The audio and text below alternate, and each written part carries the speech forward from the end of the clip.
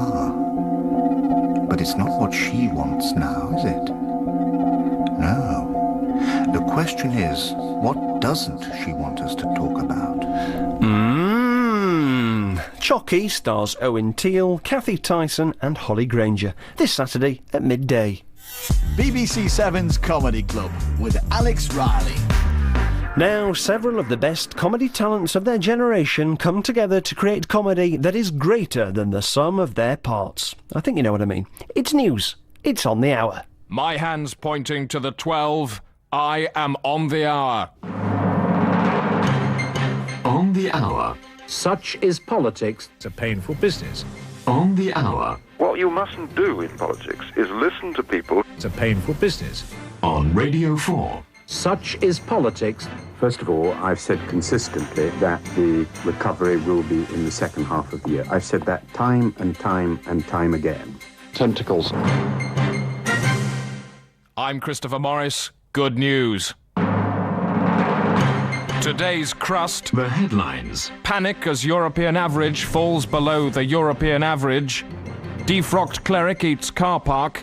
And it's war, says Prince Harry. On the hour. Plus, coming up, Douglas Hurd outlines government plans to convert Kenneth Clarke into a car. We decided on the suspension. Cross-party support as Paddy Ashdown test drives the minister. What comes first is manoeuvring. And Kenneth Baker tells us why Clarke will become Britain's biggest-selling family car. Look at the pictures of it. There are many estates that have greater problems than this. But first, the news. The wave of inner-city disturbances continued unabated last night. Gangs of youths left a trail of destruction by breaking into the inner cities and driving them around at great speeds. Police chased the Moss Side district of Manchester for over 2 hours down the M6, but lost it in the fog. And in the Midlands, riot squads had to confiscate Droitwich from a gang of thugs who were trying to drive it over a cliff. And Kidderminster has been found abandoned in a hedge. Home Secretary Kenneth Baker said, "The day of the Yahoo is upon us." On the hour, holding up a net in the strong breeze. Time for sport now with Alan Partridge. And talking of strong breezes, Alan, you're a pretty strong man. Well, certainly like to think I can do a bit of the old weights, get the old pecs and the lats in shape. Certainly think if, there was a bit of a caboodle, a bit of a kerfuffle, I could certainly hold my own in a Big bar. and strong. Strongish, yeah. Handy with a mallet. I certainly think I can use weaponry. This is Sports Desk. I'm Alan Partridge. Fishing news. The British angling competition. Latest score, anglers 532, fish nil. Shock news today from swimming star Duncan Goodhue, whose hair has grown back overnight, destroying the cheery, bald swimming star image that has made him the toast of the twin worlds of sport and no hair. Goodhue feels he's at crisis point in his career due to the inevitable revenue loss from his moonlighting as a cheery, bald swimming star quiz and chat show celebrity. Green Desk. Green News update from me, Rosie May. Events diary. There's a fungus foray and mushroom vigil in Dulwich on Sunday. Meet at 7 o'clock by the dump. Green Desk. Weaving. Weaving might be the homemaking science of the future. A trip to the new environmentalist theme park Weave World near Cardiff shows how rushes can be woven into houses, hats, helicopters and imaginary friends. Ella Campion, self-styled queen of Weave World itself, is an unashamed champion of what she calls the woven life. Her home, her bicycle, her bed linen, even her hair and pants are all products of rush weaving. Environmental news. If it's green, we'll cover it. And remember, green is the colour of mercy. In a moment, news of this week's prime story, the World Summit on the Future. But first, as you probably heard, our reporter Kevin Smear has won this year's Golden Fist Award for Irresistible Journalism. His winning piece was the controversial documentary Kenneth Baker's World of Shame, in which, after 6-month search, Smear eventually found the Home Secretary slumped in the corner of an amusement arcade in Hunstanton, talking candidly about his secret life. There are problems, of course, with certain young boys. And during the summer, I've been having a series of private meetings with police officers and indeed church leaders. The Archbishop of Canterbury came to one. The Chief Rabbi came to another. And you can hear the full story at 12:10 on Sunday in a programme which replaces the scheduled edition of Desert Island Discs. On the Hour with Christopher Morris and other reporter presenters. The World Summit on the Future starts today in Boslin, principal city of Limpany. Joining me now down the line to describe the opening is our reporter, Christopher Morris. The sound of a man sweeping up some change. And sweeping changes were top of the agenda when the delegates met today. The only delay to a prompt start was a technical hitch in the installation of the American president's golf course. The difficulty arose because, in accordance with internationally agreed specifications, the summit is taking place on a boat. That settled, the delegates filed into their log cabins and began debating whose log cabin to use for their meetings and whether to feature a real or gas effect roaring hearth for the television coverage. Then, under the watchful eye of the vagrant caribou demanded by the Eskimos, the giant meringue sculpture of Hercules, and the traditional bucket of wasps, the delegates began the conference according to the agreed protocol. Each speaker to kneel on a silk napkin grasping the staple of truth, proposals to be delivered in a monotone to avoid the deceptive colouring of inflection and emphasis, and the end of each speech to be signalled by the removal of a limb or a forfeit. And earlier today, I've been finding out what people think about the summit with a microphone. Looking at the future, is it a leaky vessel? Very. Yeah, it is very. What shape is the future? Well, spiky, I suppose. The future, what are the overall prospects? I think it will be good. So the prospects for overalls, good? Yes. Blue, black, red or green? Blue. You'd go for blue overalls? Yes. On the Hour. Current affairs broadcasting melded with the broadness of life. What I want to know is who left this potato in the way. Tennis now, and with 38 weeks to go before Wimbledon fortnight, here's a special report on the state of British tennis with our correspondent David Hyness. With only 3.5 months to go before Wimbledon, it seems an opportune moment to examine the state of British tennis today. Britain currently has 3 world-class players on the circuit, seeded 674th to 676th. Britain's tennis coach, Julia Courtney-Hayhoe, takes the credit for this achievement. I spoke to her at the Virginia Wade Tennis School in Surrey. Now, if you look back, Virginia Wade won in 1977.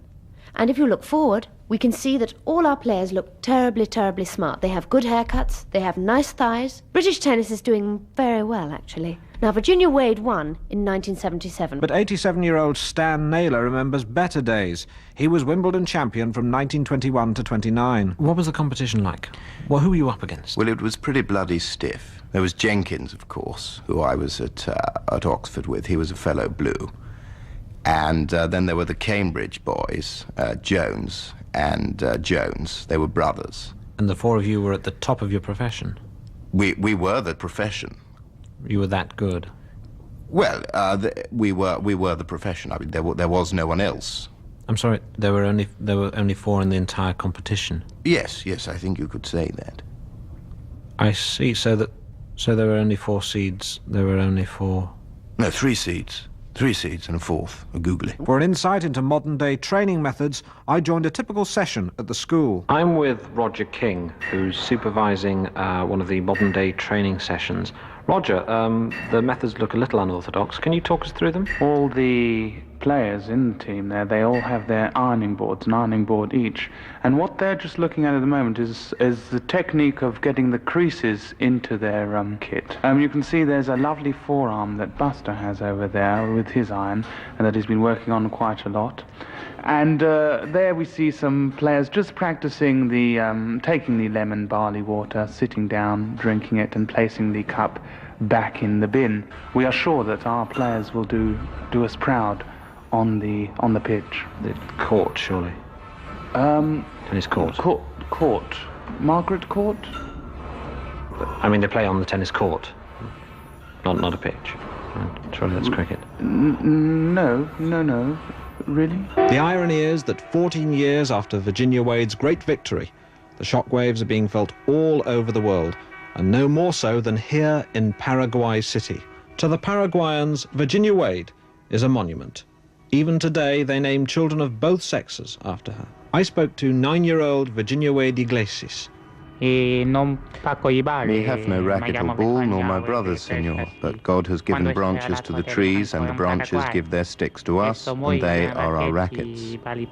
So, what are our future prospects? Susanna Sharper is the school's most recent graduate. She has just played 3-year-old Bolivian girl Monica Perez de Cuellar. How did she fare? Yeah, I was beaten to love. I mean, I didn't score 1 point, but it was quite a good game. And how do you feel about her approach to the game? Well, I thought she looked terribly sloppy. She didn't drink hardly any barley water. I drank much, much more than her. And she had these rather chunky brown thighs. And she had hairy armpits as well, and I frankly think she should have lost a lot of points on style. I mean, she kept hitting the ball where I couldn't get it. Do you think perhaps you have anything more to learn about the game? I think she has. I think she could wash her kit. On the hour, spooning the more important grain from the news hopper. Later in the programme, more on the Penelope Keith riots in South Africa. But first, the Department of Transport Clean Up Roads campaign starts today. Drivers can help by dragging a bit of old cloth or a dustpan and brush along behind the car. And the talks continue at the World Summit on the Future. I shall be there. Let's pause now for some prayer desk thoughts from Monsignor Trebe Lopez. The devil is evil with the D of damnation. God is good with the round O of oh yeah added.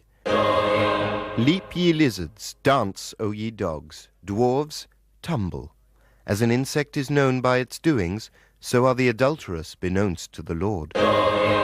Eat, be merry, shun war, love your neighbour, ignore the menstruators, behave politely, move around at an even pace, wear shirts, nibble nuts, caper, but the greatest of all the commandments is nibble nuts. This week's Special Concern report comes from our music correspondent Wayne Carr, who's been finding the works of Satan recorded backwards on pop records. The work of recording satanic messages backwards on popular records started with the Beatles and before. Alex Maloney of the Congregational Church of Elim Pentecostal Christians tours the country giving seminars in which he plays records backwards to demonstrate the evil within. I phoned him up and played him his own most famous example with Queen and Another One Bites the Dust. Another one bites the dust.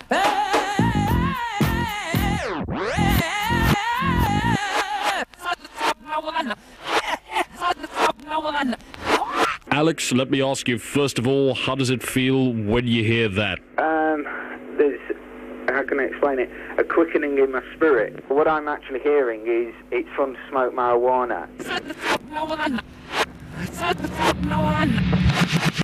The spirit behind the intention is definitely from a satanic force. Well, this next shocking example is from Madonna.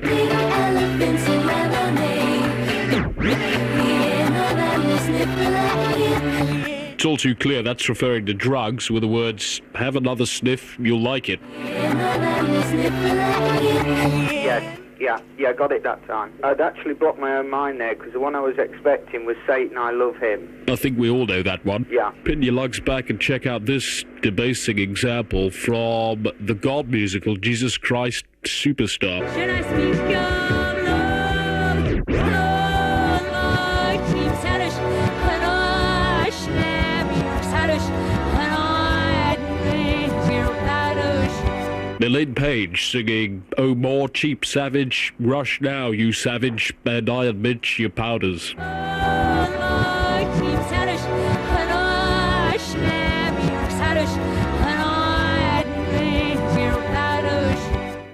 Yeah, it's there. It's definitely there. I think what we're seeing is the net is being thrown even wider. Satan's vomit has penetrated a long way. Very much so. They're drawing the youngsters in. The sick pilot whales of the record industry. Very much so. And it's been going on ever since the Beatles and before. Have you come across an example before by the vocal megacrate Phil Collins? I've not heard of one by Phil Collins. See what you think of this. Yes, I wish it would rain. Now, why? I wish it was you.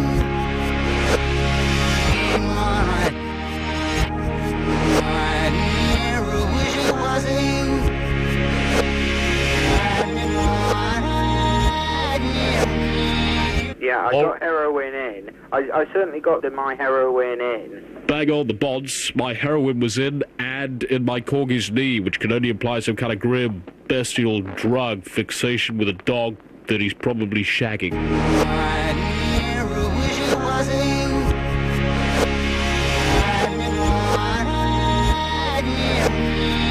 That's a shocker, isn't it, for a man with such a fine image? Strangely enough, because these people have given themselves over to a particular type of lifestyle, it is actually a manifestation of a demonic voice through their own bodies, because they've become slaves to that type of life. They become a devil duct. That's right. And so therefore they're used. Some people even go so far as to... Oh, yes. Well, you know, Scripture tells us in Proverbs 4:16 and 17, yep. They cannot sleep until they make somebody fall. The little old man they with will not raspberries. know slumber until they do evil. Pottering around. They eat the bread of wickedness and drink the wine of violence. Cocking the legs and on really the bushes. That is a scripture which points to falling over. The way that it just goes on and on and on and on. Yep. Until people are absolutely drunk, drenched in the gastric juices of evil. Oh, it's awful. Perhaps most shocking of all, our last example is a record for kids. Broke off his horse's head. There's the saucy fucker. Do you count that as very grim or very, very grim? I think it's very, very grim. It's woven its way so much through that I don't think now any group can get onto the rock scene without being infiltrated. Without having Satan in its bowels. Very much so. Amen. There's the saucy fucker. Wayne Carr with that disturbing story. This is On the Hour. Coming up over the next 843 seconds, outcry as Ford recall all cars. We're not saying it's dangerous. It's just that if it came into contact with a child, then one of them would melt. And pay global heed, say the Met Office. Well, if the public insists on wearing these, then Newcastle will be under a ton of water by Ash Wednesday. And as the hot weather continues, Britain is counting the cost. A farmer in Cumbria committed suicide after discovering the withering overnight temperatures had reduced his precious dairy cattle to the size of grasshoppers. And as water becomes increasingly scarce in the New Forest, several wardens have reported trees fighting for dew towards dawn. For a roundup of the latest weather prospects, here's Suzanne Charlton at the London Weather Centre. Most places likely to be plagued by that: parts of Essex and Kent, Northern Ireland, northern parts of England, East Anglia, Wales, the Midlands and down towards the southeast. For the southwest, West Wales, Northern Ireland and in the far north of England and Northern Ireland, the cloud will increase during the day. That shows where the cloud's going to move into turning cloudy, though in Northern Ireland the cloud more likely to stick.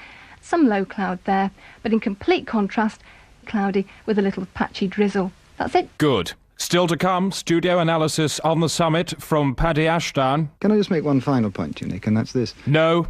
Time for Sports Desk with Alan Partridge. This is Sports Desk. I'm Alan Partridge. Confusion at the end of the American football Super Bowl in LA this week, as both teams claimed victory, and there was no one in the ground who was exactly sure how the scoring system works or of the basis upon which the points are awarded.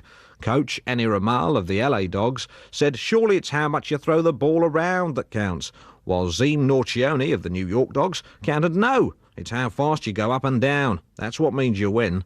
And news in from the Dolphinarium Brighton, where kindly local dolphins and otters have come up with a novel way to solve the financial crisis of newly haired ex-bald swimming star Duncan Goodhue, their human aqua friend. They're planning to join with Goodhue in a musical aqua show involving leaping through hoops, catching fish and clicking. The dolphins and otters will wear wigs to remind even the most hard-hearted onlooker of the tragedy of Goodhue's misfortune. Duncan is hoping that the proceeds from the show will enable him to buy an electric razor or else a cheap novelty bald joke wig. Alan Partridge with today's sport. And before you go, Alan, I gather that your wife rose from the dead this weekend. Yeah, I was wondering how long it'd take for that one to get round. Yeah, I was doing a spot of decorating and right like a ball out of the blue, there was my wife, with a couple of other members of the living dead. Any smell involved? Quite a bit, I can tell you. A bit of a hoy there, but... So I had to, got out the garden hose, sort of clean her up a bit, and certainly I do love her, even though there's a smell. The onset of putrefaction hasn't destroyed the charm. Yeah. On the Hour. Maximum use of the BBC's news resources. And now it's time for a video review, and our reviewer this week is Bob Tiff. Bob, have you found it an interesting selection this week? Thank you, Chris. And 3 new films to tell you about this week, all of them specially rewritten and reshot for the video market. A case in point is Merchant Ivory's Room with a View 2, set like its predecessor in a Tuscan summer of long ago. Touching and sturdy performances by a stalwart team of British actors, including Denham Elliott, Judi Dench and Maggie Smith, are somewhat marred by the presence in the video version of a lethal swamp monster who stalks the streets of Florence by night, devouring Anglican clergymen. Overall, a disappointment. But there is a convincing performance as Chagrin the cleric-slaying mud creature from Simon Callow. Missouri is the setting for Woody Allen's new offering, Vacation of the Heart, another dowdy production from the former comedian. 4 middle-aged New York sitcom producers meet up at a remote mountain ranch. Dave and Marty are both in love with Danny's wife, Sue, while the 4th man, Melvin, has suddenly fallen in love with himself and has decided to make a film about it. Gradually, as the weekend progresses, Melvin and Dave discover more about themselves than Danny and Marty did of each other. Here's a clip. Dave, I don't think I can write it. Oh, for Christ's sake, what do you mean you can't write it? I mean this joke. I can feel it, but I can't write it. But comedy is about feeling. Yeah, but where's the joke? Maybe I'm the joke. Or the joke.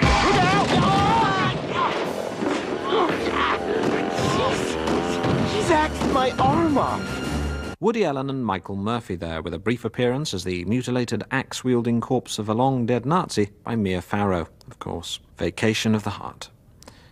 And finally we go to the bottom of the pile, in every sense. From TriStar Videos comes Revenge of the Stinking Dead. The title, sleeve notes, and indeed still photographs on the cover promise much entertaining spilling of gore and severing of limbs, but sadly all this is lacking in the film itself. Director Bill Goering misses several opportunities to spatter the old red stuff, and instead shamelessly concentrates on the slight tale of a young Russian peasant boy struggling to nurture his gift for the viola, while managing the demands of his dead father's farm. What should have been an enjoyable 90 minutes of nubile high school flesh meeting a frenzy of blood-caked blades becomes instead an exploitational and complex parable of the conflicting demands of agrarianism and artistry. I voted a miss. On the Hour.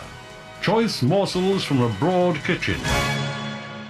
More news now from the World Summit on the Future. Can I just make one final point, Nick, and that's this? No. And the summit has, of course, been a rich source of material for comic satirists. Our reporter Steve Largesse paid a visit to the offices of Radio 4's long-running irreverent romp through the week's news. Thank God it's Satire Day.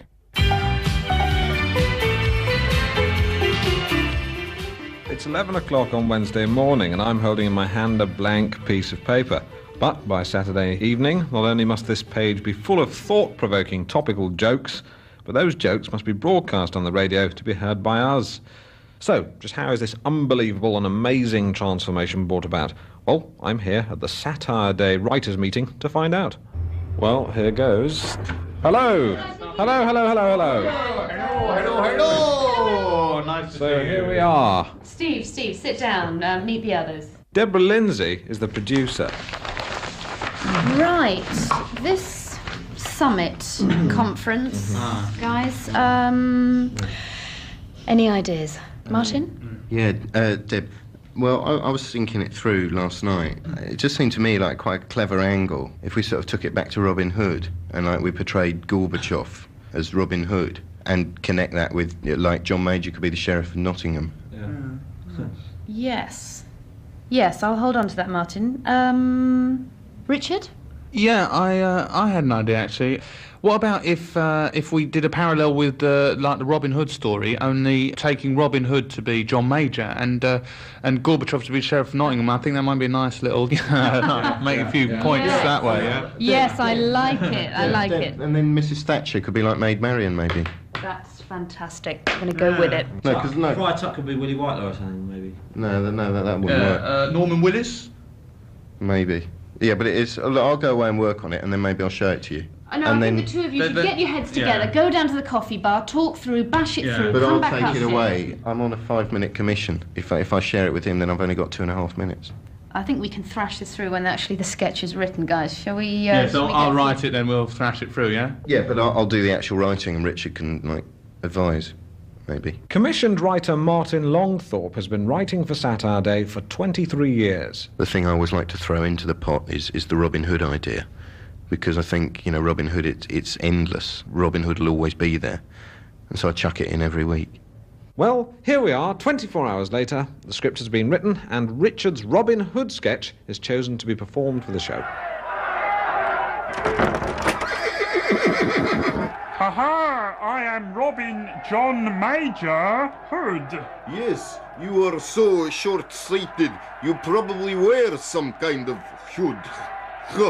I rob from the poor and give to the rich because I am completely evil and government is really bad if it's right-wing. Yes, with you in charge, I doubt we'll win the next election. Makes you think, Iron Maid Marion. Oh, and apparently there's been some kind of summit this week as well. Ooh, I didn't know that. I'd say my ultimate ambition for Satire Day is to bring down the Tories and their shamefaced hypocrisy. But also, and more importantly, I'd like to give old and middle-class people in the South East something to chuckle about on a Saturday night. Thank God It's Satire Day was written by Larkagin Babs, Gingerly Roundabouts, Polly Pantomime, Stephen Hull Hosiery, Peru, Dick Hickory, Simeon Samian, Beanbolt Bambendy, Lennon Barry, Harry Bean, Therese and Tommy Territory, with newslines by Melton Stitt, Massingbird, Gary Riot, Keith Brouhaha, Christ, Lardidar Hardcastle, Engelbert Impromptu, and Fact Portugal.